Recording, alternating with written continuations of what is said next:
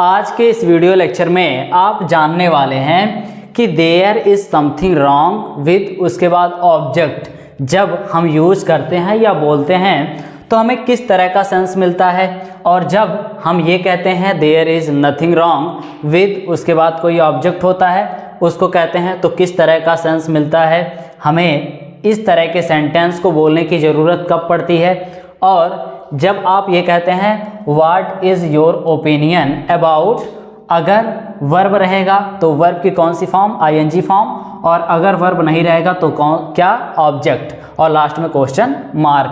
कहाँ पे इस तरह के सेंटेंस को बोला जाता है मैं अभी आपको बताने वाला हूँ। It is no use of, verb की कौन सी form, ING form, how to verb की first form plus objective part, और लास्ट में क्वेश्चन मार्क। तो इस तरह के सेंटेंस स्ट्रक्चर का यूज हम कहाँ पे करते हैं, किस सेंटेंस को बनाने के लिए, किस तरह के सेंटेंस को बोलने के लिए हम इनका यूज करते हैं। तो चलिए देखते हैं। सबसे पहले मैं आपको लेके चलता हूँ अपने पहले स्ट्रक्चर पे जहाँ पे क्या है there is something wrong with उसके बाद ऑब्जेक्ट। यहाँ पे देखिए आप इसको कब कहते हैं, किस सेंस के लिए आप इसको यूज करते हैं। देखिए जब आपको ये कहना होता है कि आपके मोबाइल में कुछ तो गड़बड़ है, जब आपको क्या कहना हो आपके मोबाइल में कुछ तो गड़बड़ है, मेरे आँख में कुछ तो गड़बड़ है, इस बाइक में कुछ तो गड़बड़ है, तो आप जब भी आपका सेंटेंस ये हो कुछ तो गड़बड़ है तो आप कुछ तो गड़बड़ है के लिए किसका यूज करेंगे, there is something wrong with उसके बाद जो भी ऑब्जेक्ट रहेगा वो ऑब्जेक्ट लिख देंगे तो आपका सेंटेंस क्या हो जाएगा, कंप्लीट हो जाएगा। जैसे मान लीजिए अगर आपको ये कहना हो कि आपके मोबाइल में कुछ तो गड़बड़ है तो आप क्या करेंगे, there is something wrong with उसके बाद आपके मोबाइल में, तो जिसके ऑब्जेक्ट में यानी जो भी ऑब्जेक्ट होगा आप क्या करेंगे, ऑब्जेक्ट लिख देंगे तो योर मोबाइल, इस तरह से आप क्या कर देंगे, सेंटेंस लिख देंगे। तो ये बनेगा आपके मोबाइल में कुछ तो गड़बड़ है, there is something wrong with your mobile. और जब आप इस सेंटेंस को यूज करेंगे तो क्या सेंस निकल के आएगा, तो देखिए यहाँ पे क्या लिखा है, there is nothing wrong with उसके बाद ऑब्जेक्टिव पार्ट। जब आपको ये कहना हो आपके मोबाइल में कुछ तो गड़बड़ नहीं है, उसके आँख में कुछ तो गड़बड़ नहीं है, उसके बाइक में कुछ तो गड़बड़ नहीं है, तो देखिए जब भी आपको इस तरह के सेंटेंस को बोलने की ज़रूरत पड़ेगी तो आप क्या करेंगे, there is nothing wrong with उसके बाद जो भी ऑब्जेक्ट रहेगा वो ऑब्जेक्टिव पार्ट लिख देंगे तो आपका सेंटेंस बहुत ही इजीली तरीके से बन जाएगा। जैसे मान लीजिए अगर आपको ये कहना हो कि आपके मोबाइल में कुछ तो गड़बड़ नहीं है तो आप क्या करेंगे, there is nothing wrong with your mobile. यहाँ पे इस तरह से आप सेंटेंस लिख देंगे, बोल देंगे तो आपका सेंटेंस क्लियर हो जाएगा। नेक्स्ट पॉइंट पे आते हैं। देखिए क्या है, what is your opinion about, verb की कौन सी फॉर्म, आईएनजी फॉर्म या ऑब्जेक्टिव पार्ट में क्या हो सकता है, जैसे कोई नाउन हो सकता है उसके बाद क्वेश्चन मार्क। अब देखिए जब हम इस तरह के सेंटेंस स्ट्रक्चर का यूज करते हैं तो हमें क्या सेंस मिलता है और किस सेंस के लिए इसको यूज किया जाता है। तो यहाँ पे देखिए what is your opinion about उसके बाद इस तरह से जब भी आप कहेंगे तो इसका सेंस ये आएगा कि आपका क्या राय है, आपका क्या ख्याल है। अगर करने के बारे में होगा तो आप वर्ब की आईएनजी फॉर्म, और अगर किसी वस्तु के बारे में होगा तो आप उस वस्तु का नाम लिखेंगे। जैसे मान लीजिए अगर आपको ये कहना हो कि वहाँ जाने का आपका क्या ख्याल है, आपका क्या राय है, या आप ये कह सकते हैं कि इस पेन के बारे में आपका क्या ख्याल है, आपका क्या राय है। तो यहाँ पे देखिए आपका क्या ख्याल है या आपकी क्या राय है। अगर आपको इस तरह से बोलने की ज़रूरत पड़ेगी तो आप क्या करेंगे, अगर किसी क्रिया को लेके होगी तो आईएनजी फॉर्म, और अगर किसी क्रिया को लेके नहीं होगी तो जो भी रहेगा वहाँ पे उसका यूज कर देंगे, आपका सेंटेंस क्या हो जाएगा, क्लियर हो जाएगा। जैसे मान लीजिए अगर आपको ये कहना हो कि वहाँ जाने का आपका क्या राय है, आपका क्या ख्याल है, तो आप क्या करेंगे, व्हाट इज योर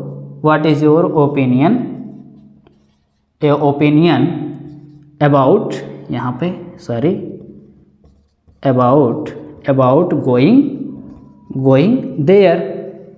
देयर और लास्ट में क्वेश्चन मार्क। यहाँ पे देखिए किसका यूज किया गया, वर्ब की आईएनजी फॉर्म। और जब आपको ये कहने की ज़रूरत हो कि इस कलम के बारे में आपका क्या ख्याल है या आपकी क्या राय है, तो आप क्या करेंगे, what is your opinion about this pen, यहाँ पे और लास्ट में क्वेश्चन मार्क। आपका क्या ख्याल है, आपकी क्या राय है इस पेन के बारे में। तो आपको जब भी इस तरह के सेंटेंस को बोलने की ज़रूरत हो तो आप ऐसे स्ट्रक्चर का यूज करेंगे। अब आते हैं इस पॉइंट पे, यानी 4th नंबर के सेंटेंस स्ट्रक्चर पे। यहाँ पे देखिए क्या है, it is no use of verb की कौन सी फॉर्म, आईएनजी फॉर्म। इसको हमें बोलने की ज़रूरत कब पड़ती है, देखिए जब आप ये कहते हैं कि वहाँ जाने का कोई फ़ायदा नहीं है, इस काम को करने का कोई फ़ायदा नहीं है, तो आप जब भी कहना हो आपको कि कोई फ़ायदा नहीं है तो आप किसका यूज़ करेंगे, it is no use of verb की कौन सी फॉर्म, आईएनजी फॉर्म। जैसे मान लीजिए अगर आपको ये कहना हो कि वहाँ जाने का कोई फ़ायदा नहीं है तो आप क्या करेंगे, it is no use of going there. तो आप इस तरह के सेंटेंस को कैसे बोलेंगे, it is no use of going there, वहाँ जाने का कोई फ़ायदा नहीं है, यह किताब पढ़ने का कोई फ़ायदा नहीं है, it is no use of reading this book. तो आप इस तरह के सेंटेंस को ऐसे बोलेंगे।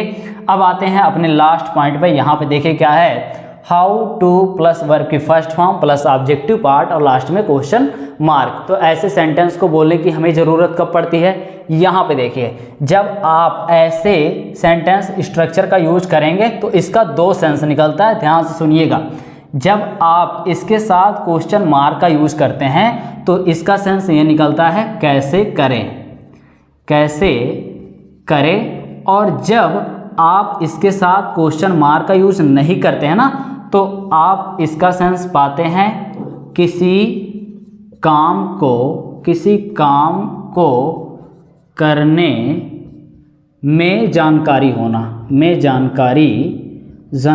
होना। जब आप इसके साथ क्वेश्चन मार्क का यूज करते हैं तो आप पाते हैं कैसे करें। जैसे मान लीजिए अगर आपको ये कहना हो कि अंग्रेजी कैसे बोलें, हिंदी कैसे बोले, यह किताब कैसे पढ़ें, वहाँ कैसे जाएं, तो यहाँ पे देखिए कैसे करे का सेंस आ रहा है ना। तो आप क्या करिए, आप ऐसे लिखिए हाउ टू वर्ब की फर्स्ट फॉर्म, उसके बाद ऑब्जेक्टिव पार्ट और लास्ट में क्वेश्चन मार्क। जैसे आपको क्या कहना है, आपको ये कहना है अंग्रेजी कैसे बोलें, तो आप यहाँ पे लिखिए हाउ टू स्पीक इंग्लिश।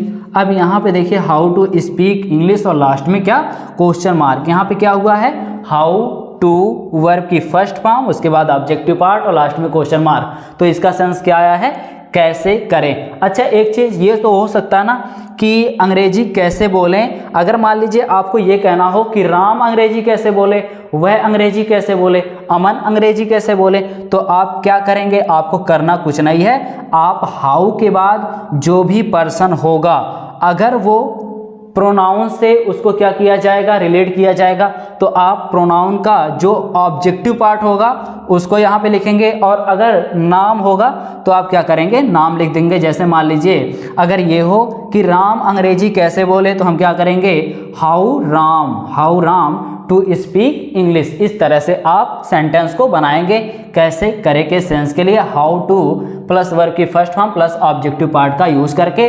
अब हम जानते हैं कि इसका यूज जब हम करते हैं किसी काम को करने में जानकारी होना के लिए तो किस तरह से यूज किया जाता है। यहाँ पे देखिए जब आपको ये कहना हो कि मैं जानता हूँ अंग्रेजी कैसे बोला जाता है, यानी मुझे जानकारी है अंग्रेजी बोलने की, मैं जानता हूँ कि मैच कैसे जीतें, यानी मेरे अंदर वो क्षमता है, मेरे अंदर वो जानकारी है कि हम मैच कैसे जीतें। तो यहाँ पे देखिए जब आपको ये कहना हो कि मैं जानता हूँ किताब कैसे पढ़ें, यानी किसी काम को करने में जानकारी है आपकी, तो आप क्या करेंगे, I know how to read a book, मैं जानता हूँ किताब कैसे पढ़ें। तो देखिए यहाँ पे क्या हुआ है, यहाँ पे how to read a book, उसके बाद लास्ट में क्वेश्चन मार्क नहीं, यहाँ पे लास्ट में किसका यूज किया गया है, फुल स्टॉप का। तो आप इन सभी सेंटेंस स्ट्रक्चर का यूज इस तरह के सेंटेंस को बनाने के लिए करेंगे जैसा कि मैंने अभी आपको बताया। तो आज के इस वीडियो लेक्चर में बस इतना ही। फिर मिलते हैं आपसे इसी तरह से और भी इंटरेस्टिंग पॉइंट के साथ, इंटरेस्टिंग टॉपिक के साथ। आप जुड़े रहिए इम्बाइब इंग्लिश के साथ। थैंक यू इस पूरे वीडियो को देखने के लिए।